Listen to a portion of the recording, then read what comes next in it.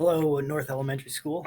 Thank you for tuning in to our One School, One Book program that we are working with our PTO on. And I hope you are enjoying the mysteries according to Humphrey. And I will be reading Chapter 3, The Case of the Mystifying Mystery. Hope you enjoy. After Mrs. Wright left, Mr. E said, "We've had enough basketball for today. But if I'm here again tomorrow, we're going to have a world war." My friend seemed excited about that, but I wasn't worried. Wasn't Mrs. Brisbane coming back tomorrow? Where was she? What was wrong? I had no clue. I was ready for a nap, but right away, Mr. E started another game called Who's Missing. First, he picked Daniel to sit with his back to the classroom.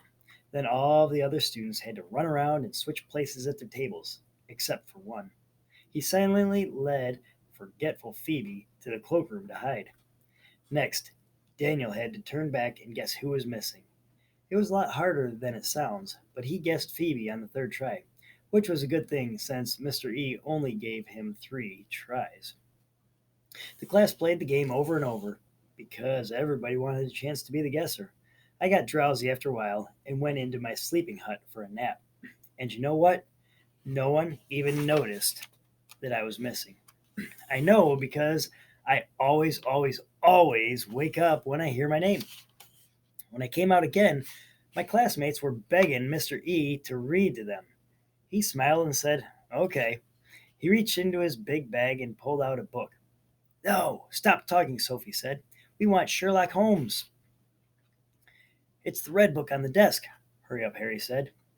"Mrs. Brisbane's reading us the story, The Red-Headed League." Mr. E made a face. "That's too serious. My book is a lot more fun." "Sherlock Holmes, please," Tall Paul and Small Paul both said. Soon all my friends were saying, "Sherlock Holmes, Sherlock Holmes." But Mr. E sat down and opened his book. "Can you hear us? We really want Sherlock Holmes." I squeaked so hard my whiskers wiggled and my ears jiggled. Even Og agreed. Boing, boing. But Mr. E went right ahead and read us jokes from his big joke book. I like jokes a lot, really I do. I especially like this one. "Why are frogs so happy?" "Because they eat whatever bugs them." I thought Og would like that one. Mystery's jokes were funny. At least in the beginning, they were funny. Like this one. "Where do you put a sick insect?" "In an ambulance." My friends laughed hysterically. I chuckled too. But after a while, I started worrying about Mrs. Brisbane again. Then I couldn't laugh at all. Finally, the laughter got quieter and quieter. Too Helpful Holly yawned and raised her hand. "Now, could you read from the Sherlock Holmes book?" she asked. "It's a mystery." Mystery chuckled. "Why do you need Sherlock Holmes? I am a Mr. E." The mystery about Mr. E was this: when was he going to teach us anything? Lunchtime came, and at last the classroom was quiet again, which was a relief. Then the door opened and something wonderful happened. Miss Mack walked in. Miss Mack was the substitute teacher who brought me from Panorama, my first home, if you can call it that, to room 26 of Longfellow School.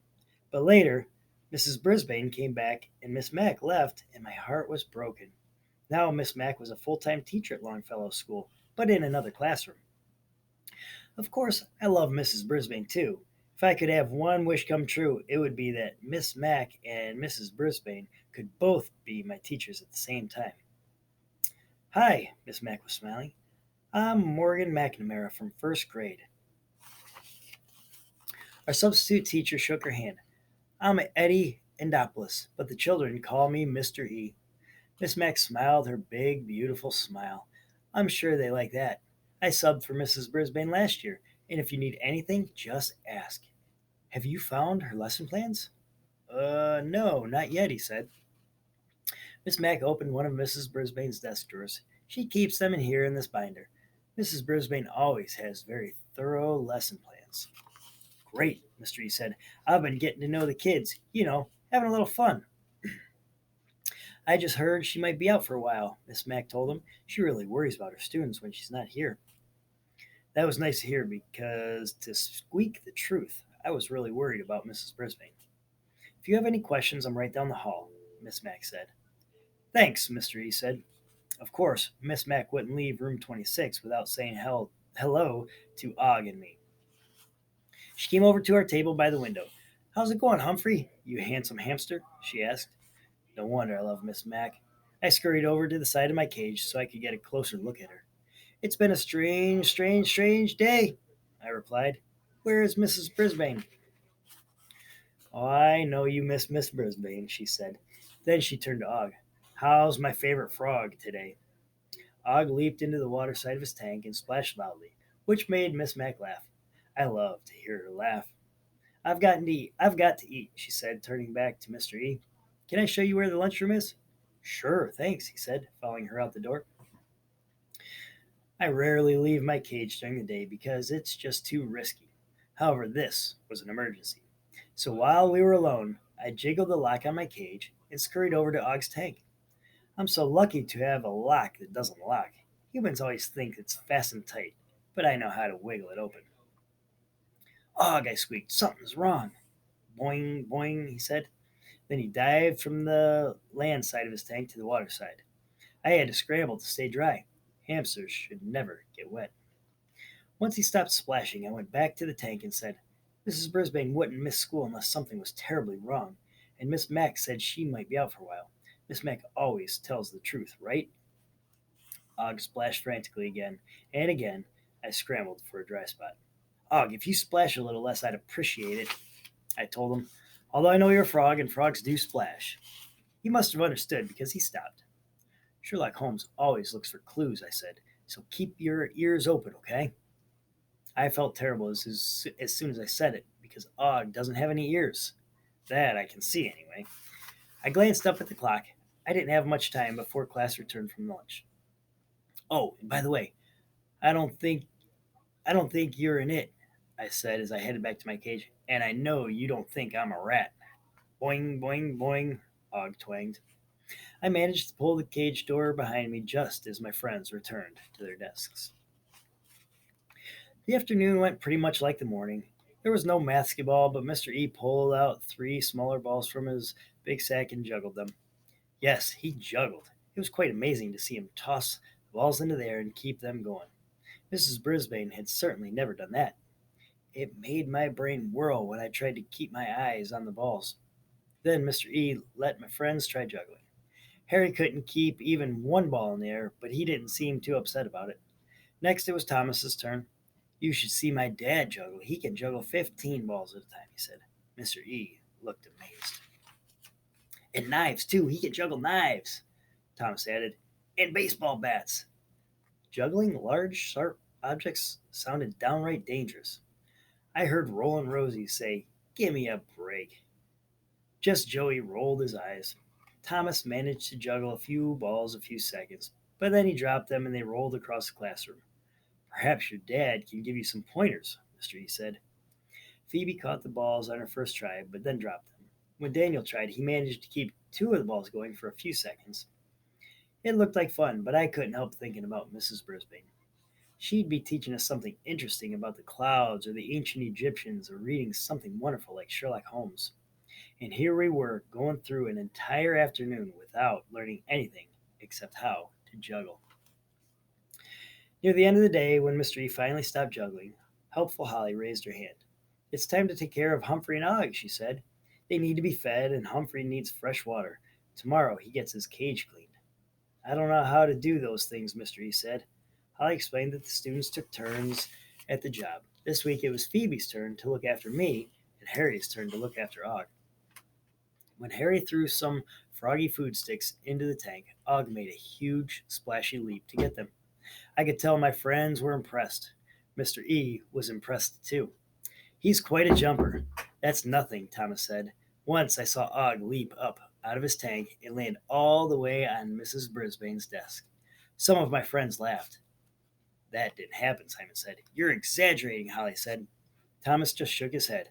I know what I saw, he told them.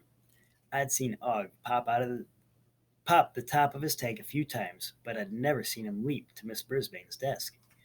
Phoebe gave me fresh water, which tasted much better than the old water in my bottle. Oh no, Phoebe said suddenly. Mrs. Brisbane always brings fresh veggies in for Humphrey. Yes, she does, and I look forward to them. I always have Nutri-Nibbles and Mighty Mealworms, but there's nothing as crunchy and munchy as fresh veggies. In fact, hide them in my cheek pouch and in my bedding. But the cage cleaner always finds them and takes them away. You don't have any? Mr. E asked. Phoebe looked worried as she shook her head. I do, a voice called out. Thomas rummaged through his backpack. I didn't eat my carrot sticks, he said. Humphrey can have them. I don't like them. I was extremely grateful to Thomas, though why anyone wouldn't like carrot sticks is a mystery to me. My friends take good care of me. At the end of the day, helpful Holly raised her hand again. We need our homework assignment, she said. A lot of the other students tried to shush her, but Holly was determined. Mrs. Brisbane always gives us homework. Mr. E replied that he had a big surprise for the class. The only homework assignment was to bring in a riddle or a joke for the next day. You don't even have to write it down, he said. Then he tapped his finger on the side of his head. Just remember it up here. It was a pretty strange homework assignment, but then it had been a pretty strange day. When the bell rang, my friends all looked happy as they left the class. Bye, Mr. E, Thomas said on his way out of class. See you tomorrow. Bye, Momas, Mr. E said. I thought he was mixed up until I remembered the name song. I heard Hurry Up Harry tell Slow Down Simon. Pretty sweet, no homework. Mr. E is a great teacher, Simon said. He's so funny, Kelsey told Rosie. After the students had left, Mr. E sighed a big sigh and said, That went well. He strolled over to the table by the window where Og and I live. I think they liked me. Yes, yes, yes, I shouted. And they like Mrs. Brisbane too. Of course, all he heard was squeak, squeak, squeak. Mr. Morales came into the room. I'm glad I caught you, Mr. Ed, he said. Are you available to teach tomorrow? Mr. E said yes, and the principal said, I wasn't able to talk to Mrs. Brisbane, but her husband said her lesson plans are in the desk. Yes, I know, Mr. E said. Good, Mr. Morales said. I'll see you tomorrow. The two men shook hands, and Mr. Morales left. When the door closed, Mr. E chuckled. That's good news for me. Then he opened Mrs. Brisbane's desk drawer and took out the binder with the lesson plans in it. Whew. He was finally thinking about teaching his students. I watched him as he turned the pages. Math problems, vocabulary, art projects, science. Wow, she really packs a lot in, he said aloud. Yes, yes, yes, I agreed. I don't know about all this, he said. He turned another page, and that's not going to work. Og started splashing around his tank. I was worried too. After all, these were Mrs. Brisbane's lesson plans, and Mr. E didn't seem to like them. Mr. E closed the binder. I'm going to have to make these subjects a lot more fun to make this work, he said. A lot more fun. He was still muttering under his breath when he picked up his bag and left room 26. I had no idea what he was muttering about, and I still had no idea what had happened to Mrs. Brisbane. But I had a bad feeling that it wasn't something good. Humphrey's Dictionary. A detective without any clues is like a classroom without a real teacher. Hope you enjoyed chapter 3 and enjoy the rest of Mysteries According to Humphrey. Have a great day, North.